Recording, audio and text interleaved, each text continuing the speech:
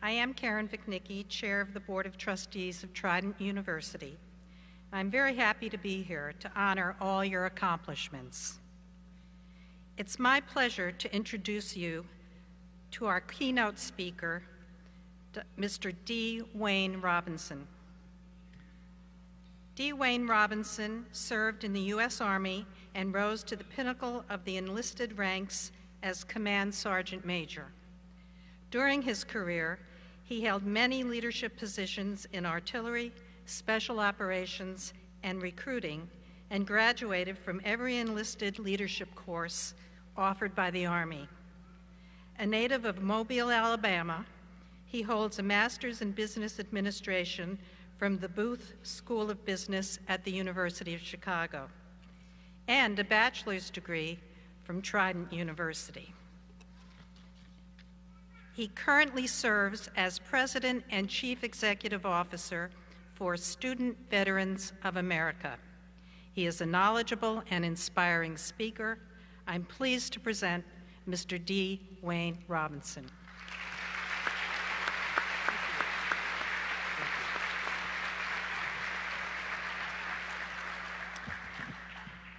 Thank you, Dr. Karen Vicnicki, for such a warm introduction. Thank you, Andy, for inviting me. I'd like to begin by saying congratulations to the class of 2014 of Trident University, and congratulations to family and loved ones. This is certainly a momentous occasion. I understand the importance of short speeches, so I promise I won't be long. But I am a sergeant major, so I may get away. At least a former sergeant major. To show you that I know the importance of being brief, I'll tell you a quick story about four gentlemen in a POW camp. So there was a captain, a French commander, a general, and a sergeant major, all locked up in a POW camp for a number of years. And so eventually the day came and the warden showed up and said, hey, tomorrow is the day you all are going to be executed, but before that happens, you all actually get one wish, and we'll take your wish and do our very best to make that happen. So he went to the captain. Captain said, Warden, I've thought long and hard about what I would like that wish to be, and I'd like for it to be a long love letter to my wife, and I'd like to be assured that it would be delivered. And the warden said, Captain, we can make that happen.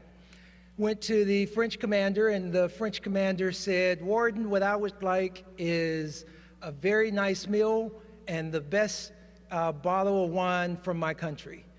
The warden said, French commander, we'll make that happen. Went to the general and said, General, what would you like to have happen?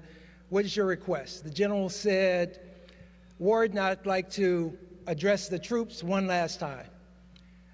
The old sergeant major was lying in the corner with his back on. He was lying on the cot with his back to the commotion. They said, Sergeant Major, what would you like? And the sergeant major sat up on the cot and said, Warden, what time does the general start talking?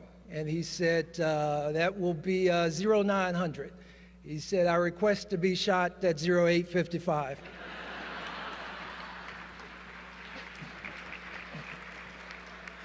So as sergeant majors, we've sat through a couple of speeches. So what I'd like to speak to you today on such a momentous occasion, I think it's so very tough to, when you're sitting in the audience, you're about to graduate, you're thinking about what are you going to do afterwards. As Andy said, the dinner. It's tough to deliver a speech in something that you'll remember. But what I wanted to do was present to you something today that I think will help fuel you into the future. And the title of what I'll speak to you about is Passion, the Fuel of Success. Passion, the Fuel of Success. On the other side of you receiving your diplomas today, and after you've posted all on Instagram and Facebook and uploaded and everybody's high-fived you and you're full from your dinner, the question will arise, what's next? What are you going to do next? What are you going to do different? And we'll spend time there. We'll spend time thinking of what will we do? And so we'll come out with something. Those that are in the military will say, after I get out, I'd like to do such and such. Those that are out may look to transition. The next question, and this is the one that keeps adults up many nights, is how will you do it? What's the path? How will you get there? And so some of us spend years on the how question. And we shouldn't worry about the how. It's tough to not worry about the how, but the question that we should ask ourselves is why? Why do we want to do what we say we want to do, right? Because the why, I present to you today that the why that you do what you do will fuel you long after your competition has given up. The why can propel you into the realms that you may or may not know that you're capable of. The why you're studying is what separates you from you sitting here before us, prepared to receive your diploma, and those that did not make it. Not that they're bad people, but their why wasn't big enough. Why sets you apart and increases your motivation. So growing up in Mobile, actually Pritchard, Alabama, so the median income when I was there at 17 was probably about maybe $13,000 per year. So it's probably not too far from 13. So growing up there, you do what you can to get by. And so one of the things that I did was I used to love to read. But it was funny, I could read all day long, but I couldn't talk, right? Because I had a speech impediment. And so when I would talk, kids would laugh and say, he speaks funny. And so to settle that, I just stopped talking. So I could pass the test, I could do the work, and sometimes in school, they use when kids can be very tough, and they'll say the R word. Oh, he is such and such. He is the R word, right? And that still wouldn't motivate me. But what motivated me to want to actually go to speech therapy, the speech therapy classes 3 days a week that I was supposed to be going to and actually participate, was why was I going to the class? Before, I was going because I was told I needed to go. After a period of time, I realized that I had an aunt who had passed away. I was real young, and I remember watching on television that asking my mom, why didn't they put that that she had passed away on the news? And my mom told me that because she wasn't big enough. She didn't have a big enough voice, basically amongst the people. So I went, I need to learn how to speak. I need to learn how to talk. My why became huge. And I became a lover of words and of the language. So with that, now I became a participator and not just an individual that was sitting in the particular class at the time, but now I'm actually participating, and I want to do this because my why is big enough. Why decreases fear and increases your faith. Why decreases fear and increases your faith. When I was transitioning in 2011, after graduating from Trident, I decided I wanted to go and work on Wall Street. I looked out there and said, how do I get to Wall Street? There were a lot of people that I knew that worked on Wall Street. So I said, why am I desiring to go to Wall Street? I said, well, I can make a lot more money than I did as a sergeant major. That lasted me for about 3 weeks because I wouldn't study as long or as hard. But once I made my why big enough, the why I wanted to make it, I said, I went back to being a command sergeant major. What pushed me as a command sergeant major was that I had some of the best troops, right? Had some of the best soldiers that I had ever seen. They were smart, they were talented, but they didn't have a voice. So now I need to get onto Wall Street because I need to give them a voice. How do I get on Wall Street? Well, I need to now go to a school to pursue my MBA.